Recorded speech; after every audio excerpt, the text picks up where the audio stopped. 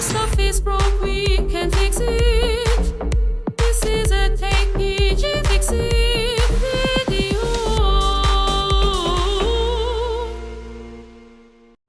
Hey everyone, it's MM from the Techegy podcast. We are looking at an Atari 5200, which I picked up. It has an issue. I'm going to show it to you right now.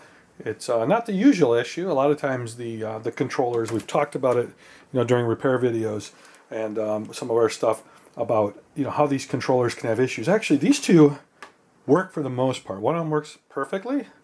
I haven't opened them up yet. This right here was a find, but I am looking at the sound issue. So went ahead, I'm going to put Pac-Man in, and here's the issue with this 5200. You can hear the static. I'm going to turn it down just a little bit. It's completely throughout the game, unfortunately, but and as I say, the controller works. I guess it helps if it's plugged in all the way. So let's hit that. You can see the game loads up. There's a sound issue. So it's one of two things that could be wrong here.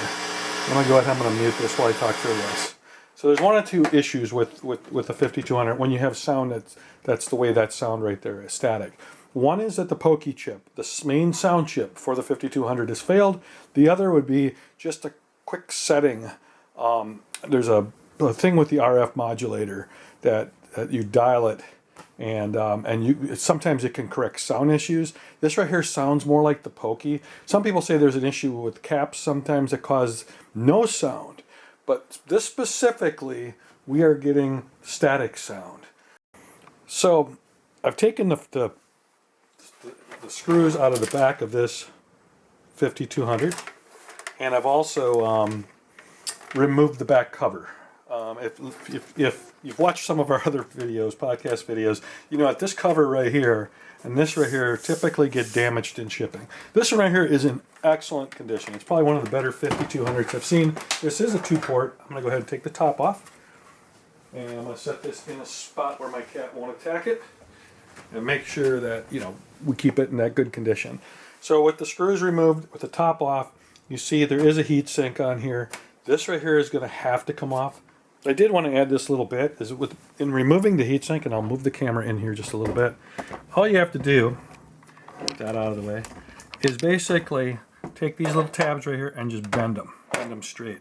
This one right here actually looks like it has been opened before, and I probably should get a little bit different thing. But all you have to do is bend them to where you can get this right here off. There are ones all over, and a lot of people take the heatsink off. I'm going to leave it on. They'll take it off and leave it off. All right, it did take me a little bit to remove the cover from the 5200. For the most part, I only bent things up a little bit. You have to be very careful. As you can see, these little tabs, and the heatsink from underneath is actually coming through those little tabs. You can see, here's one of the little tabs. Here's one of the little tabs over here. There's a bunch of them on there. So you really want to take your time on that, and you want to make sure you don't damage that. So you can see here's the motherboard. It's in really good shape. It really looks good. So the two issues that there could be from my diagnostic are either this, which I don't think this right here is, or the pokey chip, which should be this chip right here. So some people say that these two right here, these two capacitors sometimes can do that. We're going to test that theory real quick. Move the heatsink over here. The good news about the 5200 is I can actually just lay it up there. And as you can hear me set that down, I am going to plug it in. And then I'm going to grab another cable. So I guess I need to find my other cable. So I'll be right back. And then here it is. Here's my other cable. I knew I had it around here. I have a cat that likes to come sit on my workbench. So I'm going to stick this here, stick this in here, and then I should be able to pop it on. So actually, it would help if I put a cartridge in, right? So what we're going to do is we're going to put the cartridge in. I am going to, since I'm missing the top, I'm going to use a paper clip so I can move the dust cover down. I'll put the cartridge in. And then we'll turn the machine back on. And of course what happens is my monitor turns off. So we'll turn that back on. And I should have the same bad sound. Hear that? Okay. I'm going to turn it back off. And I'm going to unplug it. So what I think I'm going to go after this, and I'm going to go off camera to do this to make sure I am paying full attention to this, is I'm going to take the pokey chip and I'm going to bend up one of the pins. And I'll explain after I do that why I'm doing that. But I honestly think the issue with this machine is the pokey chip. So we are going to rule that out. I could also just put in a pokey chip from another machine. I do have another machine I could do that with. But this right here would be the easiest without having to take apart another 5200. All right, so we're back. I have the pokey chip in my hand. This is the pokey chip. Pin 1's on this side on the bottom. So what you have to do is you have to go to pin 37, which is 40, 29, 40, 39, 38, 37. It's the fourth one in. I'm just going to bend it up a little bit. And then I'll put it back in the motherboard.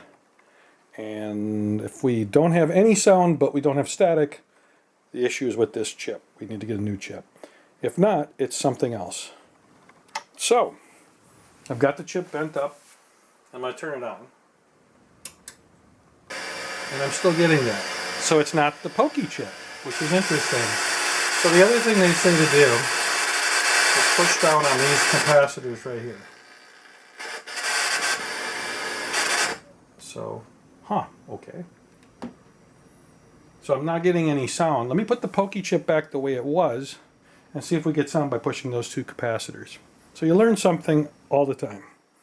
Alright, so I have the pokey chip back the way it was supposed to be. So I'm going to turn it back on. And again, I'm going to turn the volume up a little bit. I'm not getting all that stuff from these two capacitors here. But I am pressing down on them. So let's start. And I'm getting a very low sound. But you can hear I'm still getting static. So the problem with this one is these two capacitors. So that's what I'm going to have to replace. Which is actually, should be a lot cheaper than replacing the pokey chip, which is a fairly expensive chip. It's Best Electronics out of California sells them for $30 plus shipping. By the time you get it, it's about a $40 replacement chip. So dealing with these two capacitors, it's probably the best case scenario. But again, I need to look at how much they are. I don't think they're very expensive. So I will post an update on the Techegy channel. But thanks for joining me on this troubleshooting. I learned something new. So this is pretty cool. Anyways, take care and stay nerdy, my friends. Just a very, very quick update. I did replace those two capacitors. And here's the result.